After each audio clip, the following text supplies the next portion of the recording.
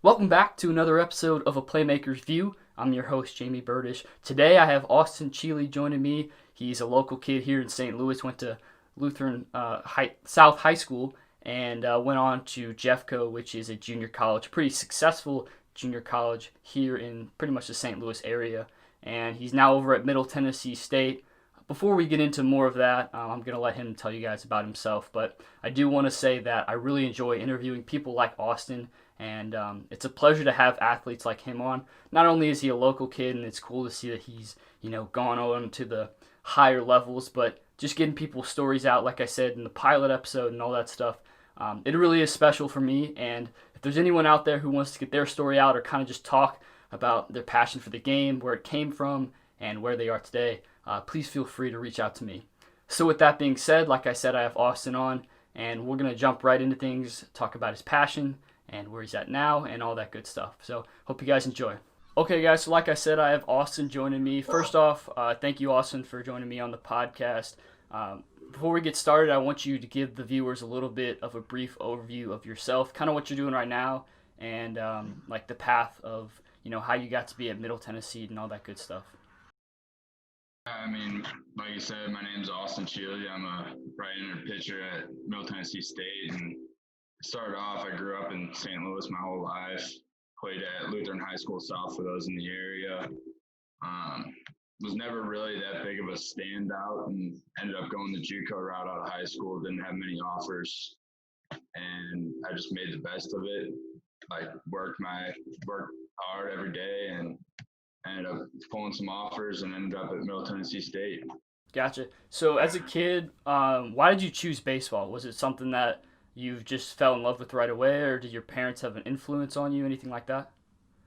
So it was actually my mom's brother. When I was first born, my first toy was a baseball. So with him, when he was in high school, he was a draft prospect out of high school before he had shoulder surgery. And it was always his dream, and he loved baseball. So they made sure my first toy was a baseball. And since then, like growing up, they were always there supporting me, and they kind of gave me that love for the game. Gotcha. That's awesome. It's good to have those supportive parents. So like I said, you went to JEFCO, correct? Correct. All right. So I want to dive into the whole JUCO process. I think that sometimes people underestimate the whole idea of going to a junior college and all that stuff. So can you explain to me, first off, why you chose it, how they kind of scouted you, and how those 2 years were for you? Sure. So, like you said, like the JUCO route is underrated. Like people don't view it as like the guys who are actually in it view it. So for me, when I was getting recruited, I didn't have any offers through junior year of high school, and senior year came around. My parents actually were talking to me just to apply to schools for no baseball, and that really wasn't sitting right with me. So I kind of reached out to a couple schools and sent video, and I ended up taking a visit to University of Central Missouri and a visit to JEFCO. And after taking the visits, it was much cheaper to go to JEFCO's, and I really didn't know much about junior college before going in there, but I knew that it would give me a chance to play for another 2 years. Yeah. So I wanted to take that chance, and I just kind of ran with it. But the whole JUCO route, as far as it goes, like especially this year with all the COVID-19 stuff, it's going to be a big route for a lot of people with backups at Division I schools, Division II, basically everywhere's in a backup phase. So all these guys are going there. And honestly, my 2 years there, I probably saw some of the top competition in the nation. Yeah. Jackson Rutledge, he was drafted first round out of San Jack, and I know multiple others that have been drafted out of junior college. And I got lucky enough to go to the Junior College World Series and play there. And you go there, you see 3-4 draft picks off of each team, which is pretty insane thinking for most people who just viewed junior college as, oh, I'm just going to go here and play 2 more years and be done. When in reality, it's actually a very good option for guys who still need to develop a little bit more, or even just be seen more than they were in high school. Right. So the whole development process of it, what kind of things did you guys do? So my friend Cameron Prayer went there last year, and I think that he's definitely improved from there. So, how has going to JUCO kind of stepped up your game? Did you, gain some strength? Was it the coaching that really helped you? For me at Jeffco, I mean, sure, we had amazing coaches, but the guys there pushed everyone. Like everyone had that same goal to move on and play another 2 years, whether it be at the Division III level or at the Division I level.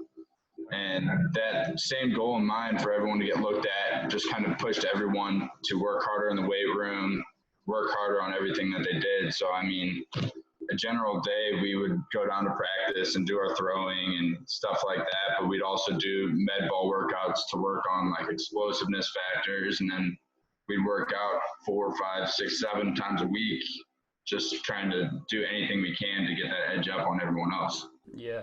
So throughout your whole time there, what do you think was maybe a big lesson for you, or something that a player or coach told you that really stuck with you?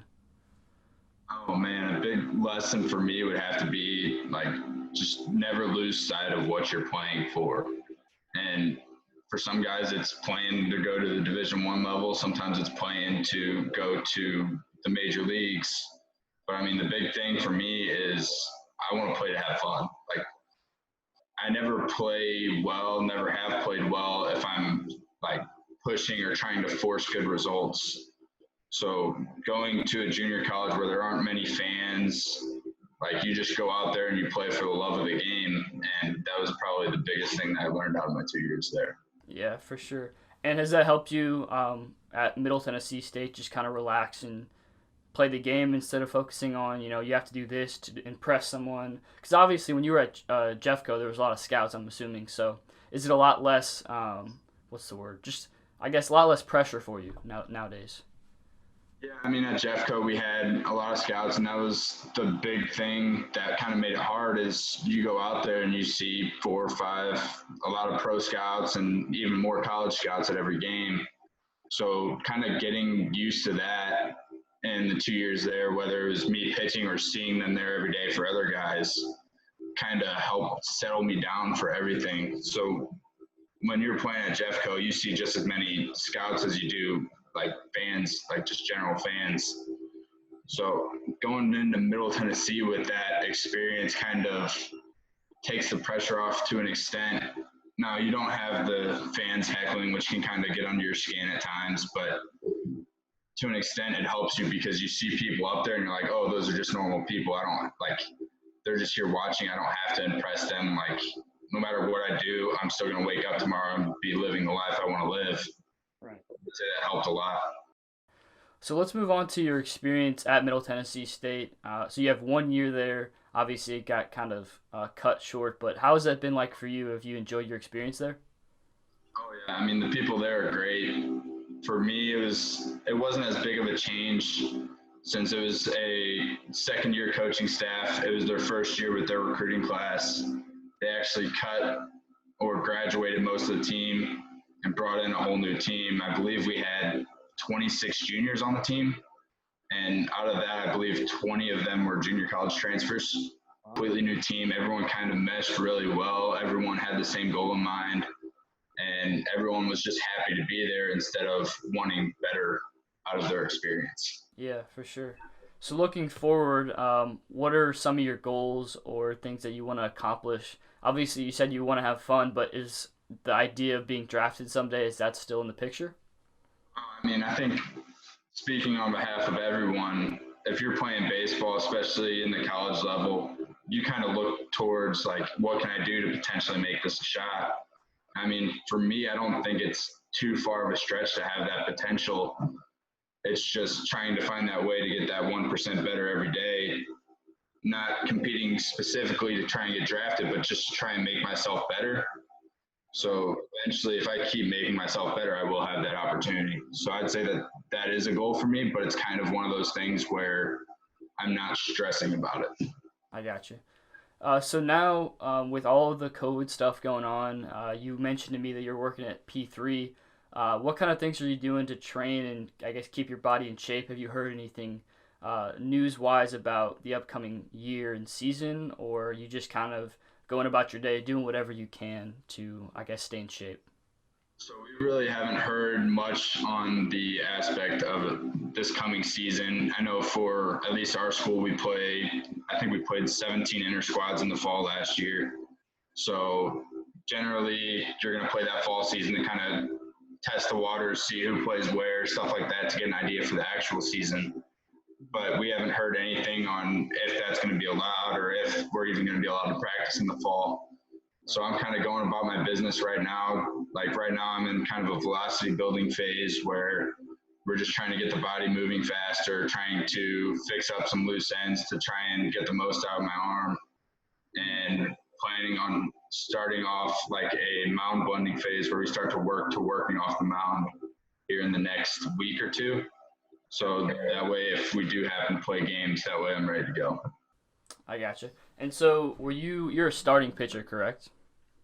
I was a reliever this past year. I'm not sure what their plan is for me this coming year. I've done both in the past, and they know that. So it just depends on what the team needs more. Gotcha. I want to go back real quick to talk about your younger days. I saw something about you playing soccer in high school and you guys won the state championship. I think that'd be something fun to talk about. Can you explain I guess, that experience of you going back? Was it your senior year that you played goalie or? It was my senior year. I played goalie. We actually took third in state. We didn't win the state championship, but that was honestly one of the more fun times of my life. I know for me, my senior year was kind of stressing, not knowing exactly, especially in the fall when I was playing soccer. I was stressed about school, finding somewhere that I could play baseball, and it kind of just gave me that time where I could go out and have fun with some of my friends and compete.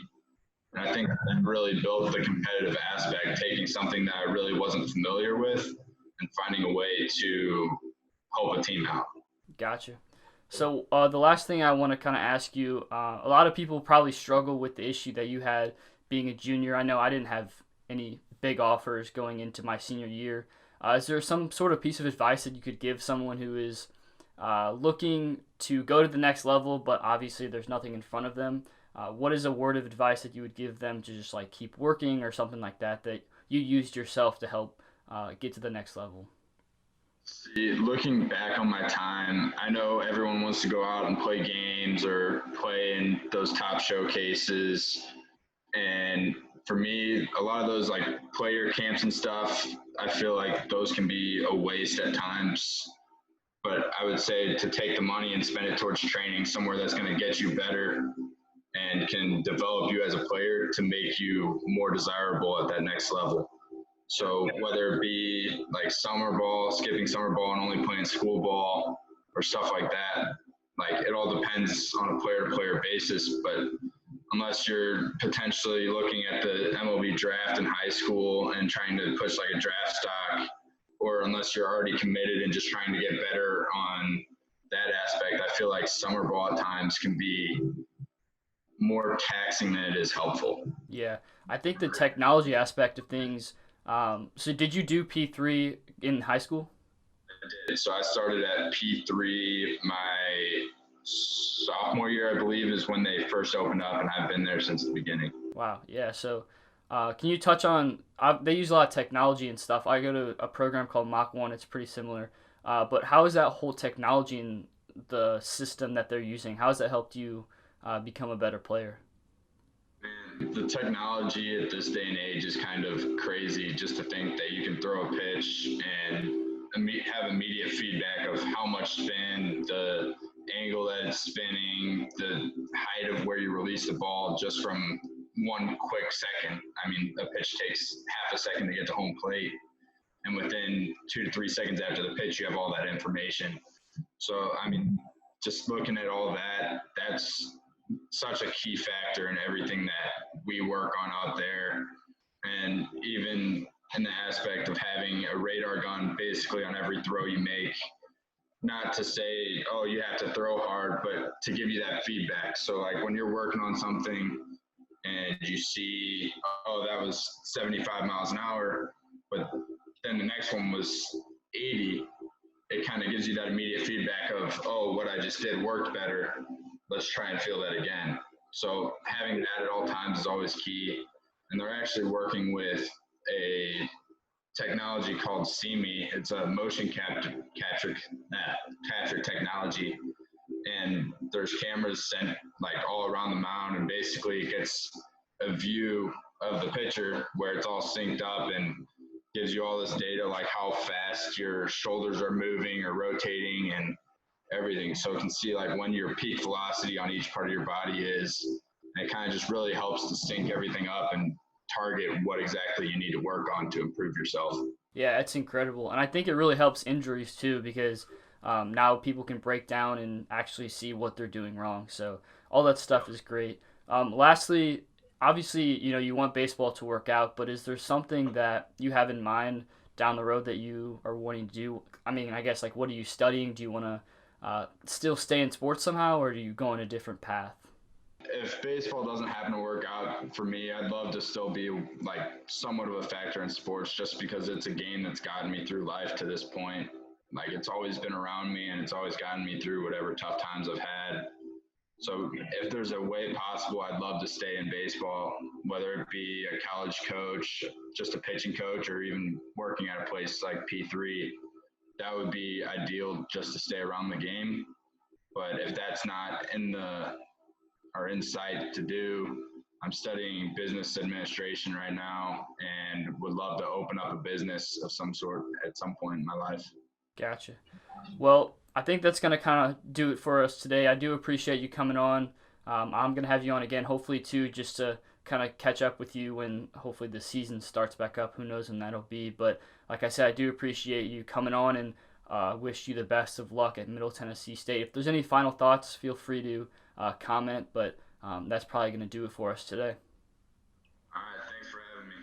All right, so that's going to do it for us here on a Playmaker's View. Appreciate you guys joining me. Austin's a great guy, like I said. I hope you learned a little bit from him. He's got an awesome journey and still a long road ahead of him. Hopefully he can be a draft pick one day. But like I said earlier in the episode, if you guys want to reach out to me and share your story like Austin, I'd love to talk to you. But that's going to do it for us today. And hope you guys enjoyed, like I said. And we'll be back with you guys next week on a Playmaker's View.